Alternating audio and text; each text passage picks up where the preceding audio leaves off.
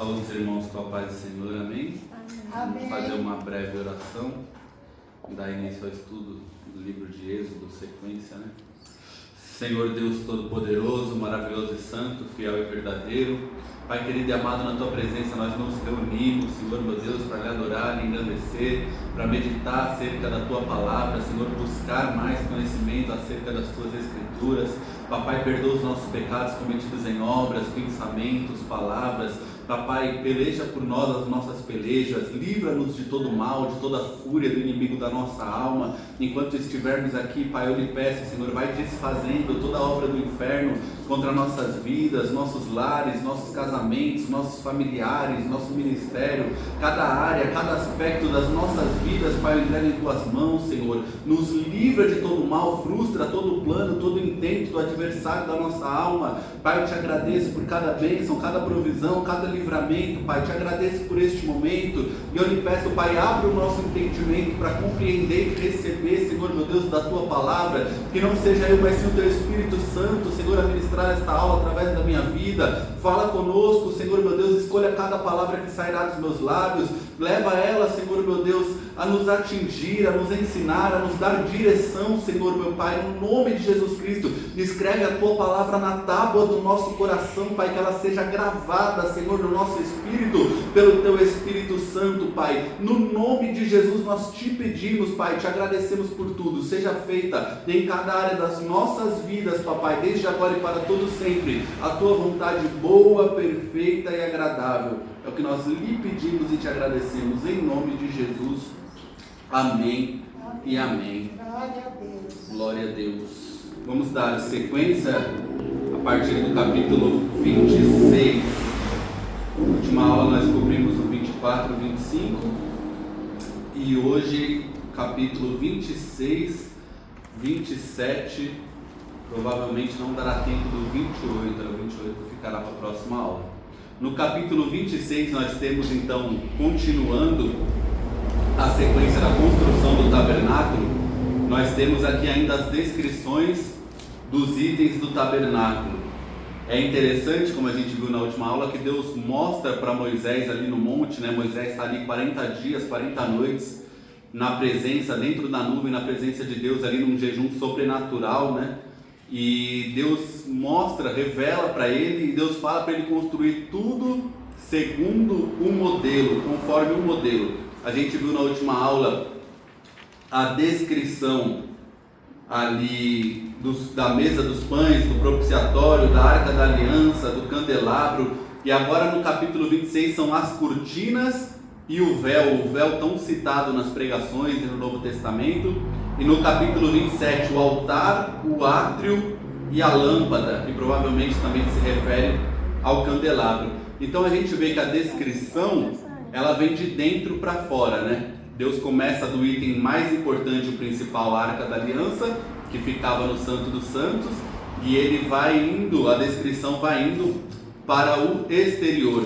No capítulo 26 a gente vê que as cortinas, capítulo 26, versículo 1, as cortinas tinham querubins bordados.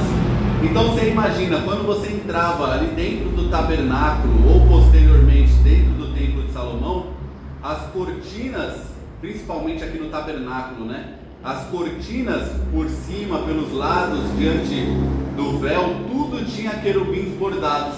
Então você ali dentro do tabernáculo, você enxergaria querubins ao seu redor, né? À direita, à esquerda, no alto, na frente, no véu, tinha querubins em todas as partes bordado. Isso aponta para o quê? Para o relato do jardim, né? Porque quando o homem peca e ele é expulso ali do jardim, o que Deus coloca lá em Gênesis? Para impedir que o homem retornasse para dentro do jardim no Éden, Deus coloca querubins no plural, né? Mais de um querubim, Deus coloca querubins impedindo ali a passagem, o retorno do homem. Em Ezequiel, aquela visão tão conhecida do chamado de Ezequiel, que ele vê o trono de Deus em forma de carruagem, embaixo do trono de Deus tinha também querubins. O salmista vai usar a linguagem poética, metafórica, de que Deus monta nos querubins e desce, né? Interessante, na Arca da Aliança, no propiciatório, na tampa, tinha o quê? Querubins também bordados, onde Deus descia, por isso essa linguagem, né? E aqui nas cortinas também tinham querubins bordados. Mateus capítulo 27, versículo 51, diz que quando Jesus ele brada ali na cruz, esse véu ele foi rasgado de alto a baixo.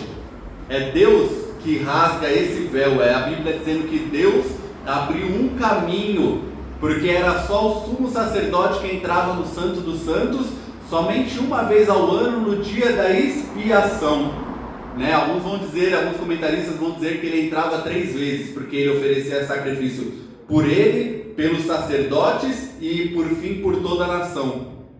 Mas fato é que ele entrava somente um dia, somente no dia da expiação. E esse véu que fazia separação, ele foi rasgado de alto a baixo. É interessante que a Bíblia usa também a linguagem de que o muro de separação, a parede de separação, Paulo vai usar essa linguagem nas epístolas, ela foi desfeito, foi quebrado, Deus derrubou esse muro de separação.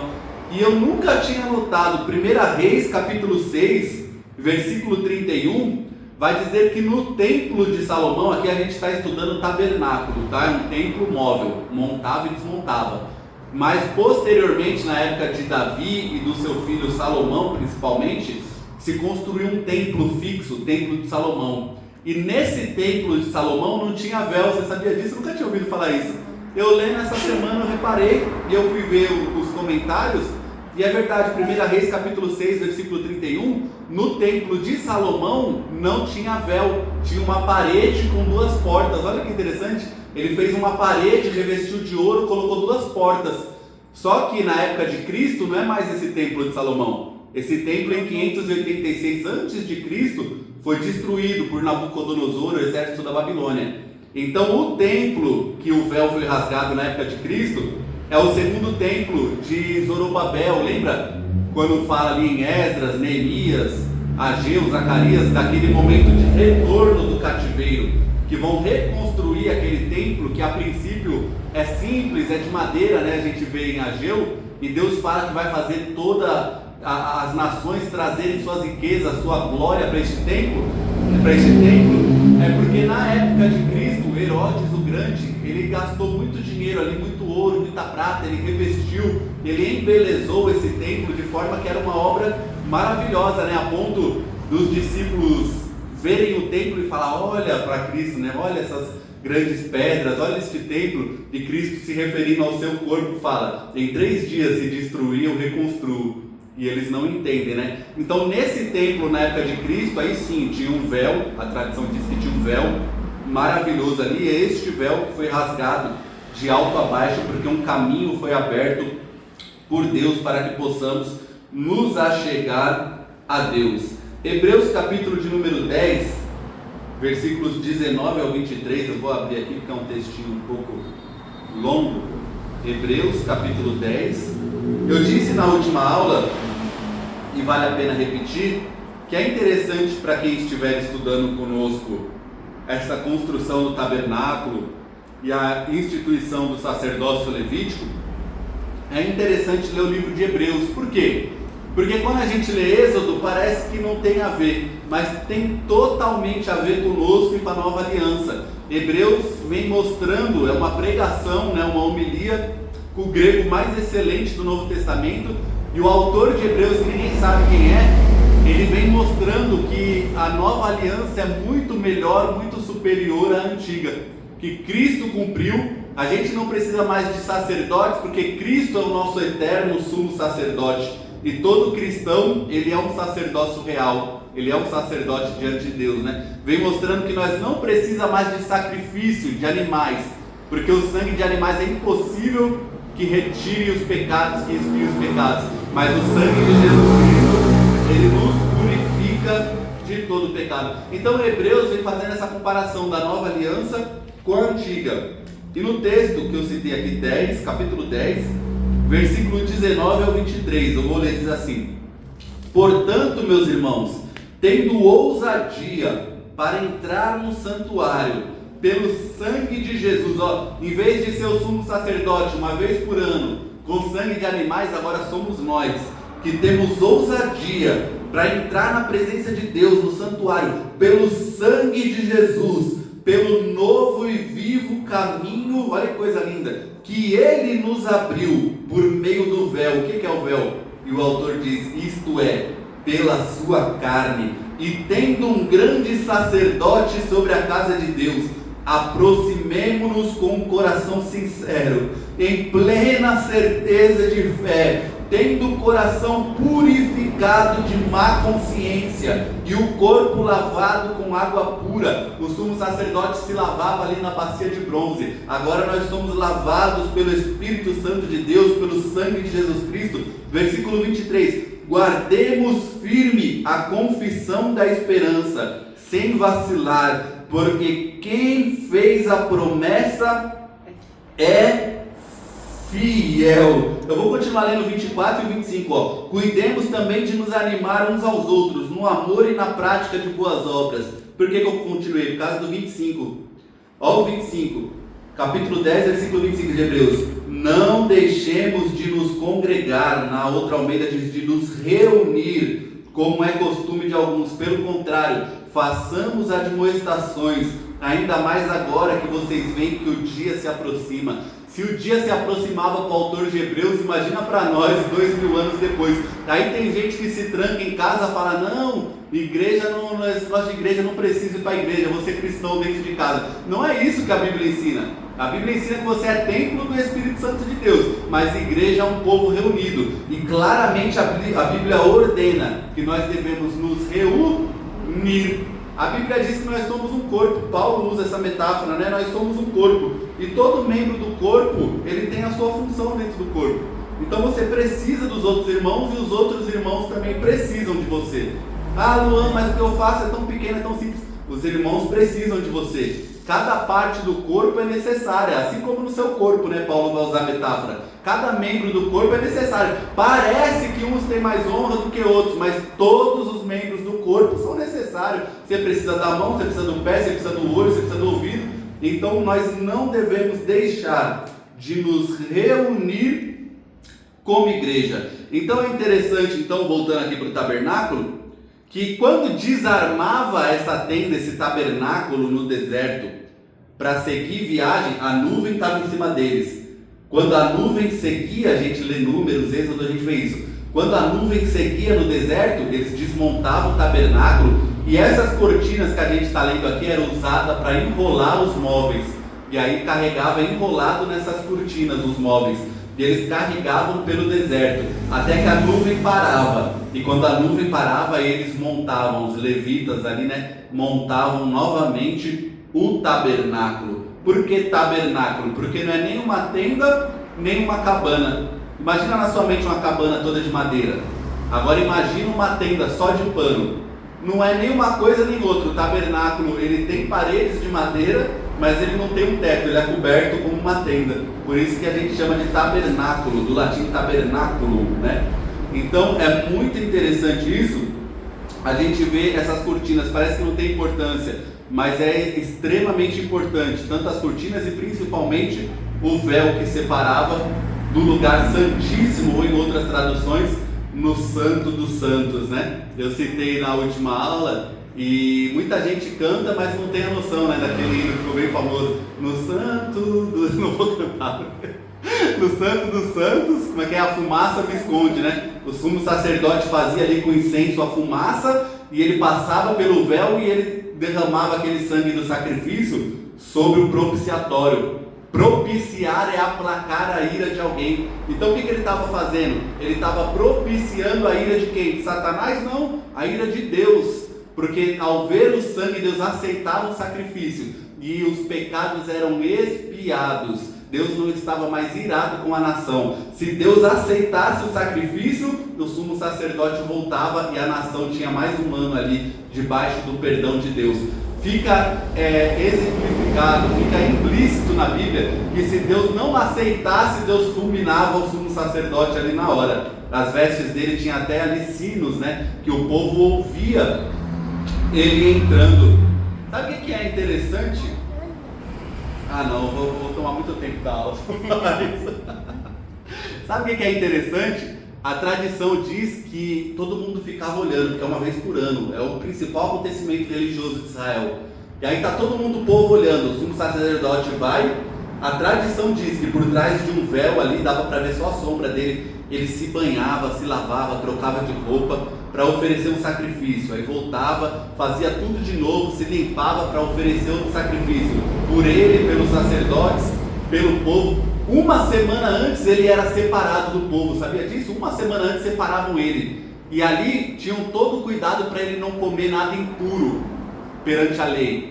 Um dia antes, na véspera, a tradição, não a Bíblia, a tradição diz que ele não dormia, virava a noite meditando e estudando a palavra, porque o dia seguinte era o Yom Kippur, era o dia da expiação, o principal dia. Por que eu estou dizendo isso? Porque você imagina, no capítulo 3 de Zacarias, Deus dá uma visão para Zacarias, o profeta, e o sumo sacerdote está com a veste suja, e no original diz suja de excremento, a pior impureza possível. Imagina o sumo sacerdote, o homem mais santo, da nação mais santa, com a veste totalmente impura e contaminada. E aí Deus mostra para Zacarias, Deus fala assim, tira a roupa dele, troca a roupa dele, porque em um dia eu vou expiar, eu vou acabar com o pecado na terra. Deus estava apontando para quê? Josué, o sumo sacerdote, era Josué o nome dele. E Josué e Jesus é o mesmo nome na Bíblia, o Yeshua, né? É o mesmo nome na Bíblia. Então o sumo sacerdote Josué estava apontando, Deus estava dizendo, todos vocês são impuros, são pecadores, mas vai vir um sumo sacerdote, esse vai ser santo, esse vai ser perfeito, esse vai expiar o pecado de verdade, porque sangue de animal não expia pecado, mas o sacrifício dele vai ser tão perfeito, tão poderoso, que é suficiente para expiar os pecados de todo mundo. Luan expiou o pecado de todo mundo, está todo mundo salvo? Não, porque o pecado, a provisão é para todo mundo, mas eu tenho que aplicar isso para a minha vida. Olha que interessante, lembra na Páscoa, a gente estudou o Êxodo? Era suficiente sacrificar o cordeiro e pronto? Não, o que tinha que fazer? Aplicar o sangue nos umbrais da porta. Então Cristo morreu por todo mundo? Morreu. Mas por que todo mundo não é salvo? Porque não aplica o sangue dele à sua vida. Se você crê nele pela fé, aí você está tomando posse desse sacrifício, aí você está aplicando o sangue de Jesus Cristo sobre a tua vida. É algo tão simples, né? Aí algumas linhas teológicas, e é importante dizer, não é bobagem dizer, porque isso está muito espalhado pela internet hoje em dia. Algumas linhas teológicas, como um calvinismo mais extremado, vai dizer que Cristo morreu só pelos escolhidos, porque se ele morreu pela pessoa, a pessoa tem que ser salva. Não!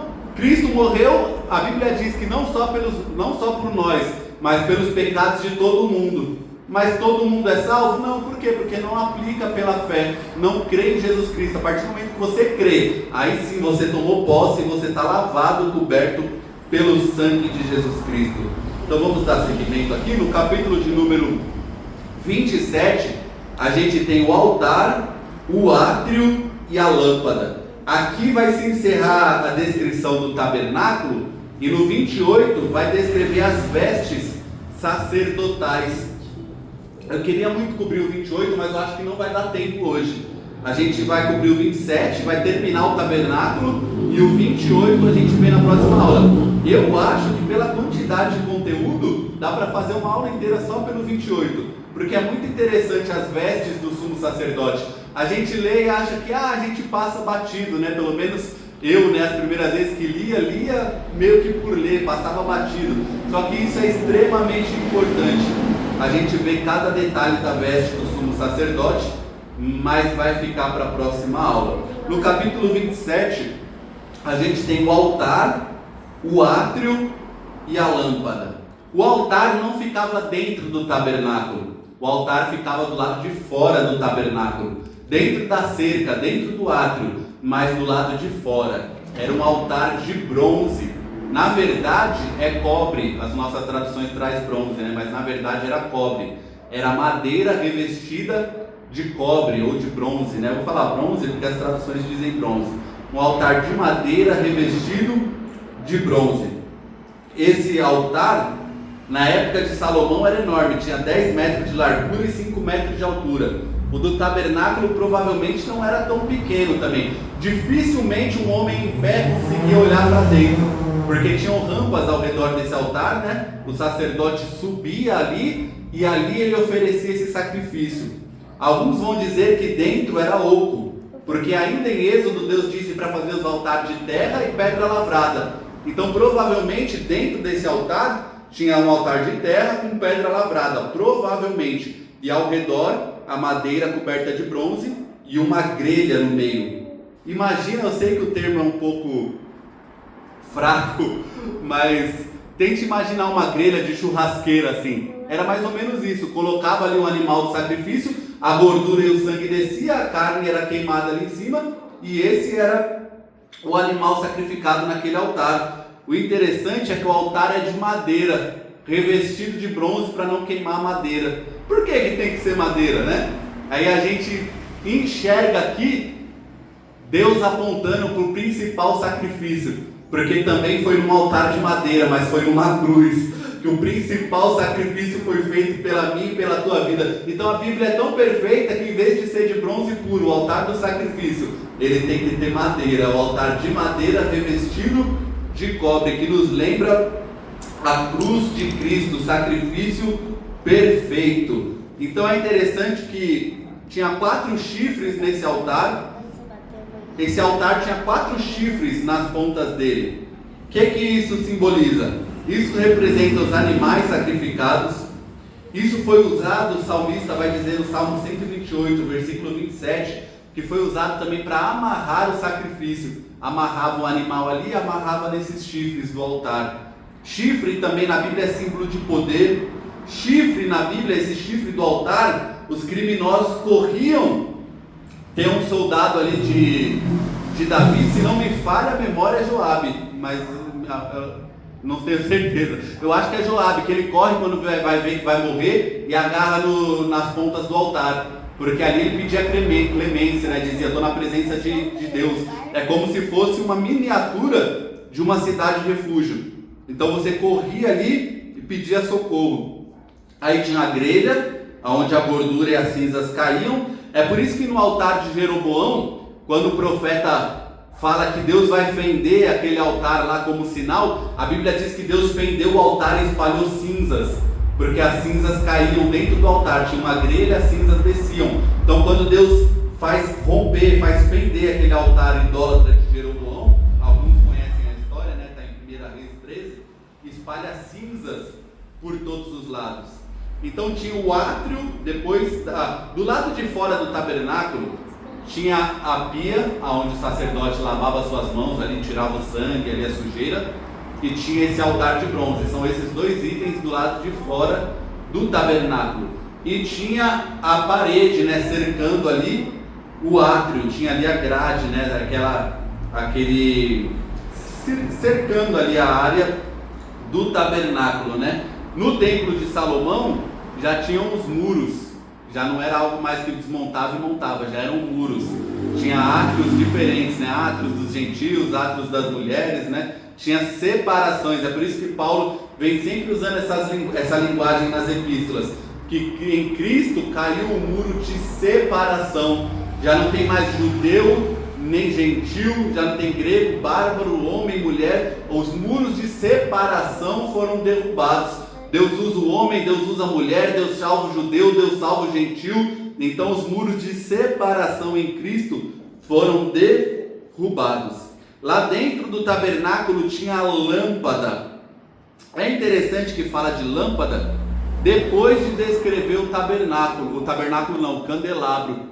E aí isso daqui dá um pouco de confusão, porque essa lâmpada, ela é separada do candelabro ou ela faz parte do candelabro? Alguns comentaristas vão dizer que ela, pela posição dela na frente do véu, então se trata realmente do candelabro. Lembra de Samuel, que ele estava ali acendendo, mantendo a luz acesa? Essa luz provavelmente, a maioria concorda, que se trata da lâmpada do candelabro. E nessa lâmpada devia ser usado azeite de oliveira batido. O mais puro azeite, o mais especial azeite era usado para manter essa lâmpada acesa. Então o altar é o local do culto, e a tenda é o local do encontro com Deus. Olha que interessante isso.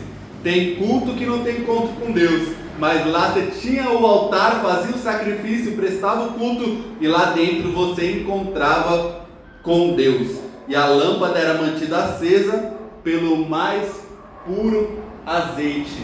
Gente, é 5h37, acho que eu vou cobrir o 28, viu? Só que olha o tanto de coisa que eu anotei no capítulo 28. Será que consegue cobrir nesses minutos tudo isso? Eu vou tentar, no tempo que der, pelo menos transmitir um pouco, porque é muito interessante isso daqui. Então, Israel como um todo foi escolhido por Deus para ser um reino de sacerdotes, como a igreja, né? Nós somos um reino sacerdotal. Deus usa essa linguagem para Israel. Todo Israel foi escolhido para ser um reino de sacerdotes. Eles tinham que levar a luz para as nações, né? As escrituras vieram através deles, o conhecimento de Deus através deles, os profetas através deles. Então era um reino de sacerdotes. No entanto, mesmo assim precisava de uma classe especial de sacerdotes, né? Ali na dianteira ali do culto, representando eles diante de Deus. E Deus escolhe então os levitas, os descendentes de Arão, para serem ali a classe sacerdotal. Arão tinha ali 4 filhos, né? Nadab, Abiú, Eleazar e Itamar, né? Nadab e Abiú posteriormente são os que vão morrer por oferecer fogo estranho diante de Deus. O contexto ali da passagem dá a entender que eles foram embriagados oferecer fogo diante de Deus, porque a primeira repreensão que Deus faz depois de fulminar Nadab e Abiú é dizer que não deviam entrar na presença de Deus embriagados. Então dá a entender que Nadab e Abiú foram fulminados ali porque misturaram a bebida ao culto a Deus, né? Mas isso é descrito posteriormente. Então vamos aqui para o capítulo 28, onde é descrita as vestes sacerdotais. Eu vou tentar cobrir de forma rápida. Primeiro ponto, primeira lição: é interessante que o Deus que proveu o pão da proposição e os sacrifícios, não era Yahvé que comia, não era igual nos cultos pagãos que a oferta, a oferenda ali era para o Deus comer, não. Yahvé não se alimentava disso. Quem se alimentava dos pães da proposição e do sacrifício era o sacerdote. E agora, além de prover o alimento do sacerdote, Deus vai prover as vestes do sacerdote. Luan, não entendi. Lembra de Mateus capítulo 6, versículo 33? Buscai o reino de Deus e a sua justiça, e todas estas coisas vos serão acrescentadas. Jesus estava falando de veste, Jesus estava falando de alimento. Luan, não entendi. O Deus que te chamou, o Deus que te escolheu, o Deus que fez um chamado na tua vida, é o Deus que vai prover as tuas necessidades. O Deus que proveu alimento para o sacerdote é o Deus que provê alimento para a tua mesa, para a tua casa, para a tua família. O Deus que vestiu o sumo sacerdote e os seus filhos é o Deus que veste você, é o Deus que veste seus filhos, é o Deus que veste os seus familiares. O Deus que cuidou das necessidades básicas ali do sumo sacerdote e dos seus filhos, é o Deus que cuida das necessidades básicas da sua vida e da sua casa. Creia nessa palavra, não vai faltar nada, porque Deus cuida dos seus. Jesus disse que todos os fios de cabelo da sua cabeça estão contados, que os passarinhos do céu Deus alimenta, não deixa nenhum com fome. Não é você que Deus vai deixar sem alimento, não é você que vai ficar sem cuidado de Deus. Creia nessa palavra. É interessante que Arão era o sumo sacerdote, então as suas vestes eram diferentes das vestes dos seus filhos. Ela era feita de materiais finos, os mesmos materiais da cortina. Você sabia? Por quê? Porque o sumo sacerdote está identificado com o tabernáculo. Ele está identificado com o local de culto, não tem como. Você quer voltar atrás, quer desistir, quer parar, mas você já está tão identificado com o local de culto e com a obra de Deus que não tem como, é só para frente, não tem como mais. A veste dele era identificada com o tabernáculo, só que era entretecida com fios de ouro. Olha que coisa linda. Nas ombreiras, nos ombros, havia 2 pedras com o nome das 12 tribos de Israel. 6 tribos num ombro, 6 tribos no outro. Por quê? Porque quem serve a Deus leva o peso da responsabilidade da obra sobre os seus ombros. Lembra dos sacerdotes levando a arca naquela passagem de Davi? Era sobre o ombro, né? Quando foi numa carruagem, Deus culminou usar, lembra? Então é sobre o ombro, levando o peso.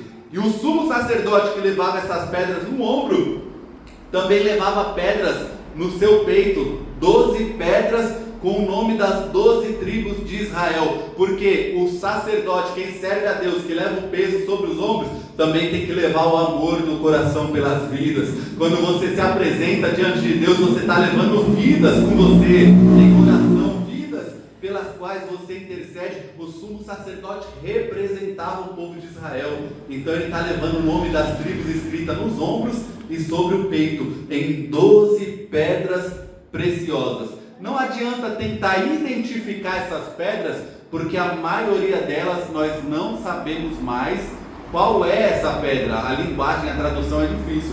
Então algumas a gente sabe a correspondência hoje dessas pedras preciosas. Outras já não conseguimos identificar ao certo. O fato é que eram 12 pedras lindas e preciosas, o texto vai dizer, né? Com o nome das tribos talhadas ali, escritas nessas pedras. Isso nos lembra da intercessão do sumo sacerdote diante de Deus.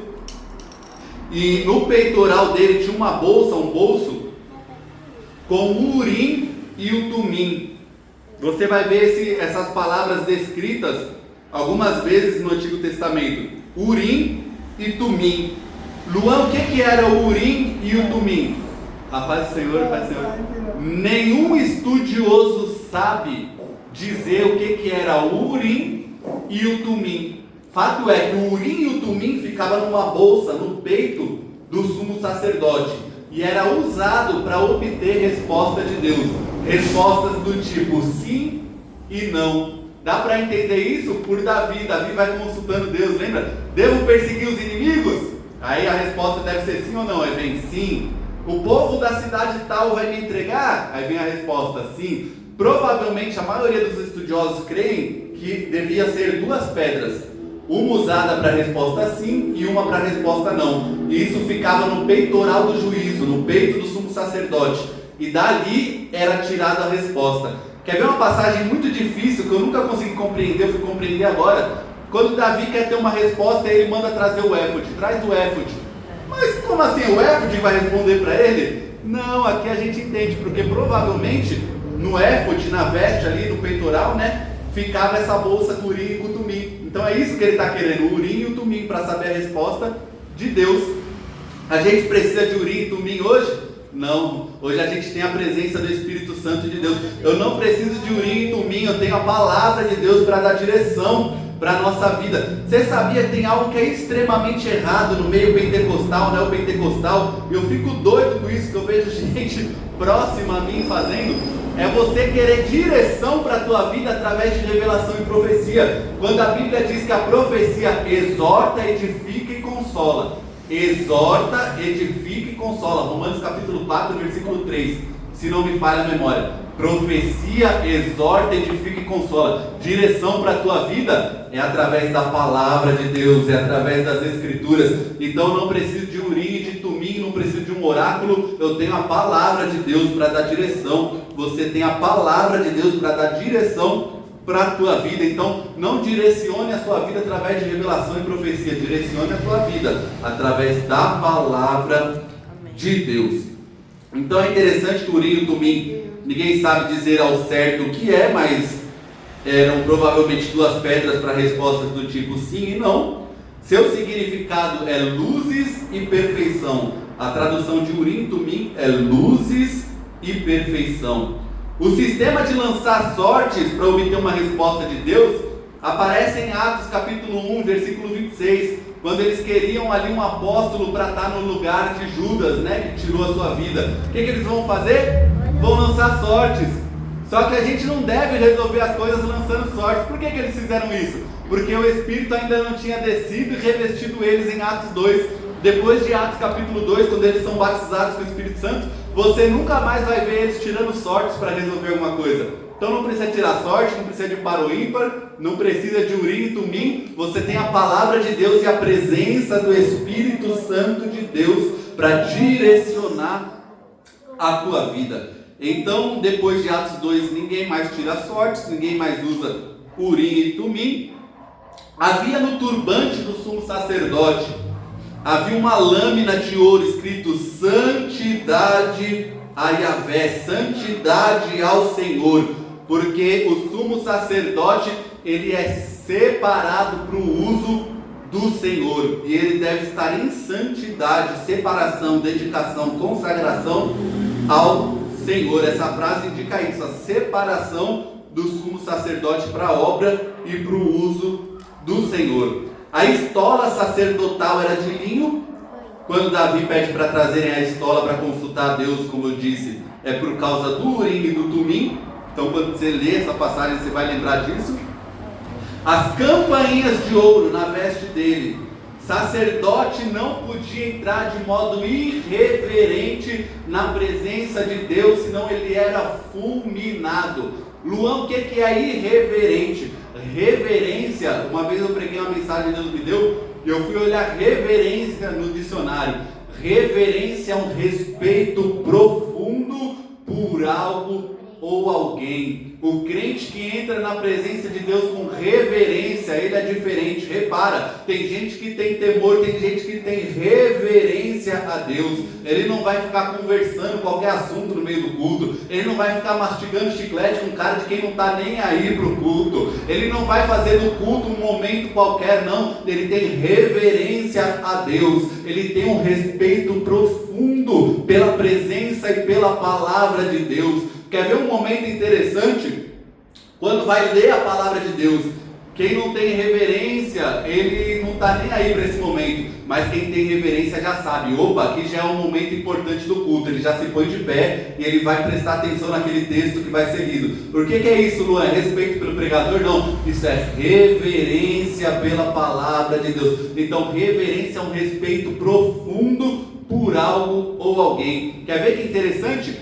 Quando foram carregar a Arca da Aliança e os bois tropeçaram porque colocaram numa carruagem em vez de levar sobre os ombros, os bois tropeçaram, a arca foi caindo, Uzá colocou a mão na arca. Na hora que Uzá coloca a mão na arca, a Bíblia diz que Uzá foi fulminado por Deus, e diz assim, por esta irreverência. Então Deus estabelece aqui um princípio, na presença dele tenha reverência, tenha um respeito profundo por Deus, pelo culto a Deus, pela palavra de Deus. Então se o sumo sacerdote entrasse ali de modo irreverente, Deus fulminava ele na hora, e eu tenho que retirar ele dali. E aí pelos sinos que tem, as campainhas que tem na veste dele, você ia saber se ele foi aceito, e se ele está se movimentando, ou se ele foi fulminado e já estava caído, né? Que interessante isso. Então as vestes no Novo Testamento são símbolo dos atos de justiça. Isaías capítulo 64, versículo 6. Isso aqui é muito interessante. Olha isso aqui. Isaías, alguns conhecem esse versículo, outros não. Isso aqui é um versículo que você tem que saber, tem que decorar, sabe por quê? Porque a gente tem a mania, como ser humano, de achar que a gente está fazendo algo para Deus, que nós somos a última bolachinha do pacote, que o que nós está fazendo é incrível, é maravilhoso, né? Todo o nosso esforço, nossa dedicação. Olha o que a Bíblia diz, Isaías 64, versículo 6. Marca aí, se você tiver caneta, alguma coisa, marca isso daí. Todos nós somos como imundo, e todas as nossas justiças são como trapo de imundícia. Luan, o que é a justiça? É só as boas obras. É quando você ajuda ali o pobre, é quando você dá oferta, é quando você faz o bem, é quando você prega, canta, louva, dirige, ajuda, lava a igreja, limpa. Quando você faz algo bom, um ato de justiça, e você acha que você é a última bolachinha do pacote pelo que você está fazendo, todos os nossos atos de justiça, Deus é tão santo, que todos os nossos atos de justiça são como os trapos imundos diante de Deus, trapo de imundícia. Todos nós murchamos com a folha, e as nossas iniquidades nos arrastam como o vento. Mas eu tenho uma boa notícia para te dar. Abre em Apocalipse capítulo de número 19. Apocalipse 19, a igreja está no céu, as bodas do Cordeiro, lá no último livro da Bíblia, Apocalipse 19. Olha o versículo de número 7. Alegremo-nos e exultemos, e demo-lhes a glória, porque chegou a hora das bodas do Cordeiro. Apocalipse capítulo 19, versículo 7. E a noiva dele, a igreja, já se preparou. E a ela foi permitido vestir-se de linho finíssimo, resplandecente e puro, porque o linho finíssimo são os atos de justiça dos santos. Espera aí, o que mudou então? Se os nossos atos de justiça eram como trapos imundos, e agora os nossos atos de justiça são como linho finíssimo. Apocalipse 19, versículos 7 e 8. E a igreja está vestida de linho finíssimo, resplandecente e puro, que são os atos de justiça dos santos. Sabe o que você vai ver nas epístolas e no Apocalipse?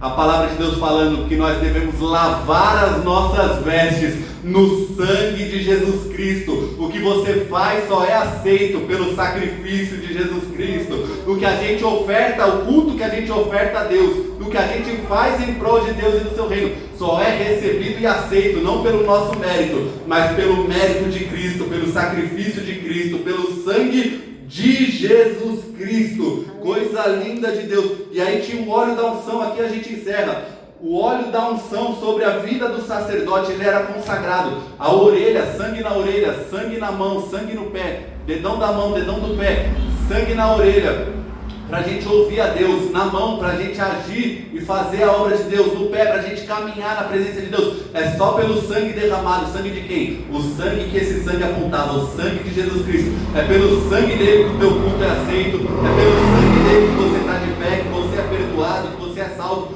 Luan, e a unção? A unção no Novo Testamento é o próprio Espírito Santo de Deus. Atos capítulo 10, versículo 38, e aqui a gente encerra. Minha esposa já está brava. Atos capítulo 10, versículo 38. Olha o que diz aqui, Atos capítulo 10, versículo 38. Como Deus ungiu a Jesus de Nazaré. Ungiu como? Atos capítulo 10, Atos dos Apóstolos capítulo 10, versículo 38. Deus ungiu a Jesus de Nazaré. Como? Com óleo especial do Antigo Testamento? Não. Com o Espírito Santo e com poder. Jesus por toda parte fazendo bem, curando os oprimidos do diabo, porque Deus estava com ele, ele é Deus. Então veja isso, se revista de qual veste? Romanos 13,14, revestivos de Jesus Cristo. E a presença e a unção é o que? É a presença do Espírito Santo, do Espírito da graça, do Espírito de Cristo. Luan, tem unção? Tem. Efésios 1,13, quem creu no Evangelho foi selado com o Espírito Santo. O Espírito de Deus habita em você, e ele é a unção de Deus sobre a tua vida. O apóstolo João vai dizer na sua epístola que todos nós temos unção. A gente tem a mania de achar que unção é o dom, é o talento, é a forma que a pessoa prega, canta, é se grita, não grita, se pula, se não pula, se sapateia, não sapateia. Unção não é nada disso. Unção é a presença do Espírito Santo de Deus na tua vida, e você tem unção sobre a tua vida. Louvado, engrandecido, exaltado seja o nome do Senhor. Amém? Vamos fazer uma breve oração. Senhor Deus Todo-Poderoso, nós te agradecemos, Senhor meu Pai, por este momento, meu Pai, de aprendizado da Tua Palavra, de reflexão acerca das Tuas Escrituras, Pai. Escreve, Senhor, meu Deus, estas lições na tábua do nosso coração, Pai. Que nós venhamos a praticar a Tua vontade, que nós venhamos a entender, Pai, que por mais que nós façamos, Pai, se não for o sangue de Cristo, a presença do Teu Espírito na nossa vida, Pai, todos os nossos atos de justiça são como trapos imundos diante de Ti, mas Tu és o Deus que nos purifica, Tu és o Deus que lava nossas vestes no sangue do Cordeiro, Tu és o Deus que nos reveste de Jesus Cristo, Teu Filho amado, que nos renova segundo a Tua imagem. Pai, nós te agradecemos por tão grande sacrifício perfeito, nós te agradecemos por ser o nosso sumo sacerdote que intercede por nós, Pai. Nós te agradecemos por ser o nosso advogado, Senhor Jesus. Nós te agradecemos pela presença do Teu Espírito, que é como um óleo derramado sobre nossas vidas, como uma unção poderosa, que nos mantém de pé, que nos mantém servindo, que nos mantém adorando, Pai, independente da circunstância. Pai, nós te agradecemos, te louvamos, te engrandecemos, Pai. Desde já lhe peço pelo culto, recebe, Senhor, o culto que a Ti será ofertado traz em segurança aqueles que aqui estarão, e que o Teu nome seja engrandecido, louvado e glorificado na vida de cada um dos Teus, Pai. É o que nós Te pedimos e Te agradecemos em nome de Jesus. Amém e amém. Amém.